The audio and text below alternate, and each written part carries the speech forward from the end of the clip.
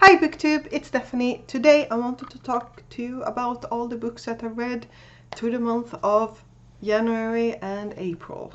So I have been procrastinated filming this because there's not a lot of books to talk about, but let's just do it so that I don't get further behind. And let's start with January. I didn't finish anything. Yeah, I did read, but yeah. Then we have February. That was when I finished The hemliga Anna Wallskriket by Gavin Mortimer, and the English title is World War II in Secret.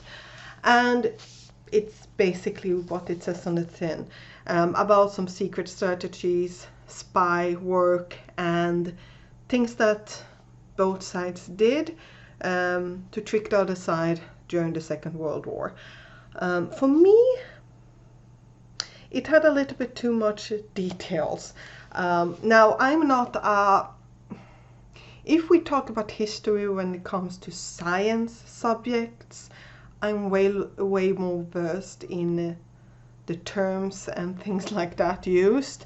So talking about regiments and specific units and what they are called, I have no idea if my brain said that correctly. So I feel like for me that was a bit too much, but it makes sense because it was this regiment that did it, ergo that's the name. Like, it made sense.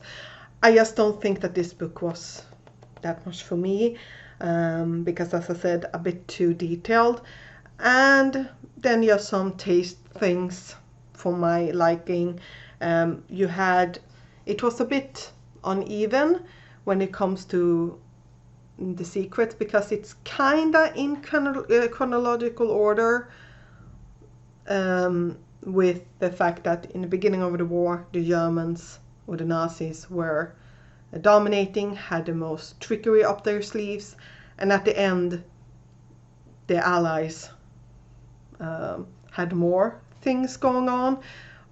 But it just felt like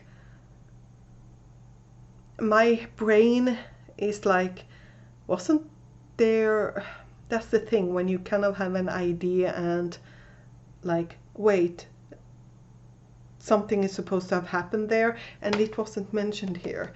And I don't know if that's just me being like, oh, it should have been something else as well and they weren't. I don't really know.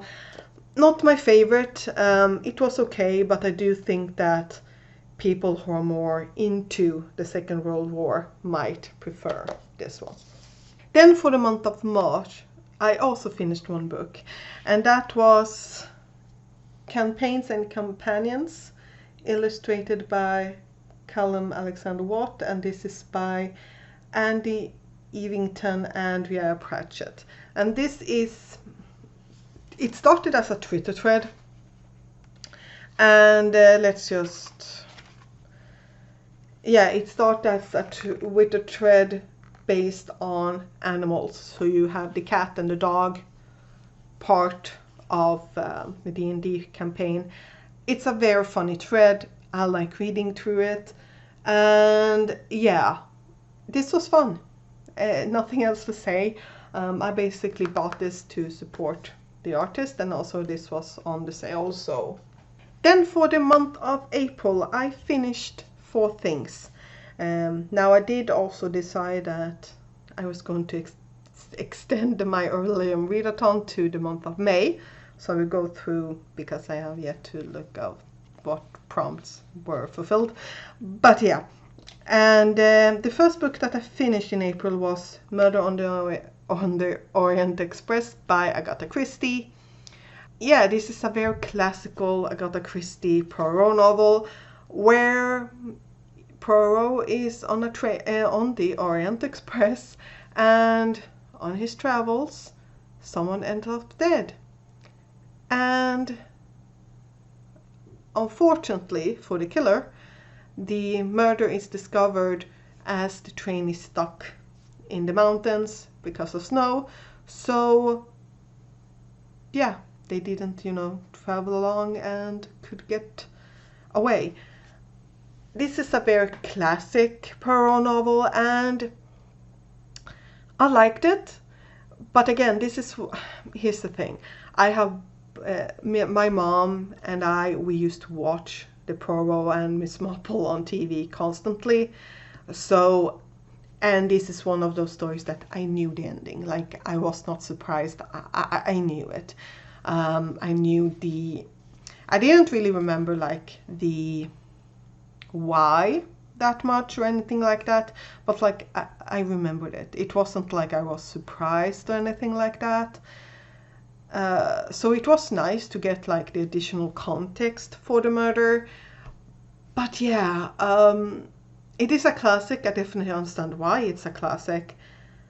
But again, since I knew the ending, I was like, yeah. That's like the pointers were way too in your face for me, but yeah, it was fine.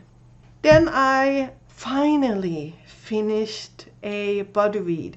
Now, I actually finished it as we were reading it, and I did order this one to get it as a physical copy, but then it got delayed, so I just bought the ebook as well and then told her that we could start.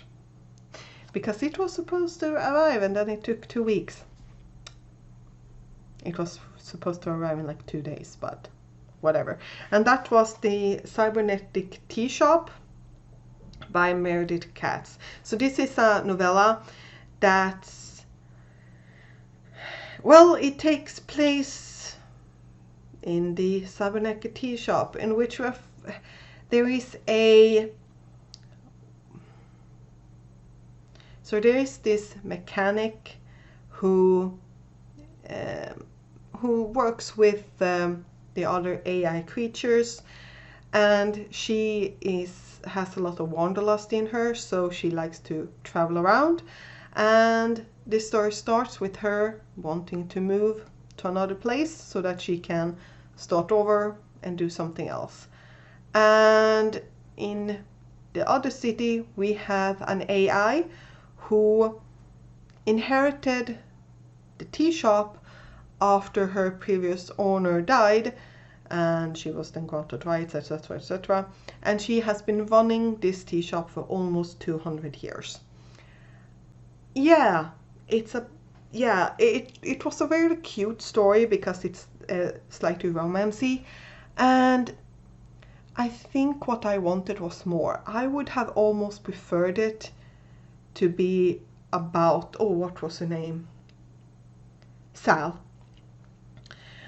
I wanted it to be more about Sal. I would have almost preferred it to be about Sal's life and then have like each of these sections that we are jumping into her life be with another character's point of view. So Sal is the constant point of view, and then this part would be the last story, if that makes sense. So I thought it was adorable. I just wanted more from it. Then I finished my first light novel in ages, and that was High School Prodigies Have It Easy, Even in Another World, Novel 1 by Riku Misura. This, just what it says like a tin. We have these, how many were they? 7 genius Japanese teenagers who gets transported into another world with all their modern Earth knowledge. And yeah, it goes as it goes. And well, they help the village that they end up in because they took care of them. And yeah, information and things like that, but they are in a fantasy world. Now, light novels, especially the beginning, the info dump is ridiculous. It was exactly the same thing in this one, and yeah, yes, tons of info dumping. But then, as normal, once you get to like the 100-ish mark or something like this, that thankfully calms down into being like a paragraph here and there to explain things about the world. And I then flew through the rest of it. I can say that I thought it was really refreshing that the teenagers in question were not from the US. So that was really refreshing. And I really enjoyed it, and I do want to continue, or at least try the next novel in this series to see what I think. But I did actually enjoy it. And now for the last one, we have The Da Vinci Code by Dan Brown. Now this follows Robert Langdon, who is in Paris because he's going to hold a lecture, and he gets called to the museum because the intendant on the Louvre has been murdered and he has a chauffeur around him. And yeah, that kicks off this entire story, in which he is hunted by the police because they think he's the killer. Yeah, this is so long. This is one of those stories where it could definitely have been cut in places, and I liked the things, but oh, it's so long. I did listen to it, so it did go by kind of quickly because of that, but this is so long. And again, I have seen the movie, so yeah, I didn't really was surprised by anything. So now I'm up to the books where I haven't heard anything about actually. But my sister loves this series, so I'm going to continue. Or at least she really likes it because she has all the books. But yeah, it was okay. As I said, I just felt like it was really long. But yeah, it was fun. That's basically all I can say. So those are the 6 books that I managed to finish in the 4 first months of the year. In May, I have finished 6 more, so I'm already it's already going better. But yeah, what was your favorite books that you read during the first part of this year? Please tell me down below, and I'll see you next time. Bye.